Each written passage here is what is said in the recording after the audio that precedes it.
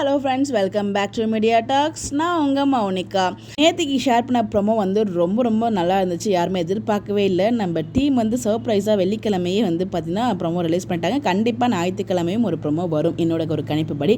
பார்ப்போம் கொண்டு வராங்களா என்னன்னு சொல்லிட்டு. இதை நீங்கள் நோட் பண்ணிங்களா? காவேரி பார்த்திங்கன்னா அந்த டெஸ்ட் பண்ணி முடிச்சதுமே அவங்க ரொம்ப விஜய்கிட்ட சொல்லி ஆகணும், அவர்கிட்ட சொல்லி ஆகணும்னு சொல்லிட்டு அவங்க காதில் ஃபோன் எடுத்து வச்சு இருக்க மாதிரி ஒரு உணர்வுபூர்வமான தருணங்கள் அப்படிங்கிற மாதிரி தான் அவங்க சொல்லுவாங்க. ஸோ விஜய்க்கு கண்டிப்பாக அவங்க கால் ட்ரை பண்ணுறாங்க, ஆனால் அவங்க ரீச் பண்ண முடியாது.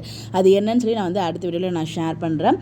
ப்ரோமோவில் ரொம்ப தெளிவாக சொல்லிட்டாங்க, உணர்வுபூர்வமான தருணங்கள் அப்படின்னு சொல்லிட்டு. ஸோ பார்த்தீங்கன்னா அப்படி இல்லைனா அவங்க வேறு மாதிரி ஏதாச்சும் அவங்க லைன் மென்ஷன் பண்ணியிருப்பாங்க. கண்டிப்பாக விஜய் கிட்ட காவேரி சொல்லிடுவாங்க அப்படிங்கிறதுல எந்த ஒரு டவுட்டுமே இல்லை. அந்த ப்ரோமோலே ரொம்ப கிளியர் கட்டாக சொல்லிட்டாங்க அப்படிங்கிறதுனால. சொல்லுவாங்க, டிலேவாக சொல்லுவாங்களா இருக்கும்னு நினைக்கிறேன்.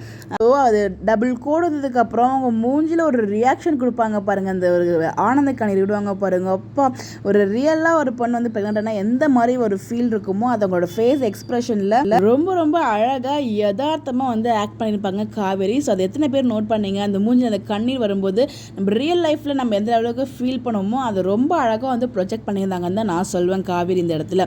அது எல்லாமே ரொம்ப நல்லா இருந்துச்சு. அதுக்கப்புறம் ஐயோ இது இப்படியே நான் அவர்கிட்ட சொல்லியே ஆகணுமே அப்படின்னு சொல்லி நம்ம எல்லாருமே அதை தானே எதிர்பார்ப்போம். ஃபஸ்ட்டு யார்கிட்ட சொல்லணும் அப்படின்னு சொல்லி அதையுமே அங்கே காமிச்சிருந்தாங்க. ரொம்ப யதார்த்தமாக ஒரு லைஃப்பில் எப்படி மூவ் பண்ணுவாங்களோ அந்த மாதிரி சீன்ஸ்லாம் மூவ் பண்ணியிருந்தாங்க. அதெல்லாம் பார்க்கும்போது ரொம்பவே ஹாப்பியாக இருந்துச்சு.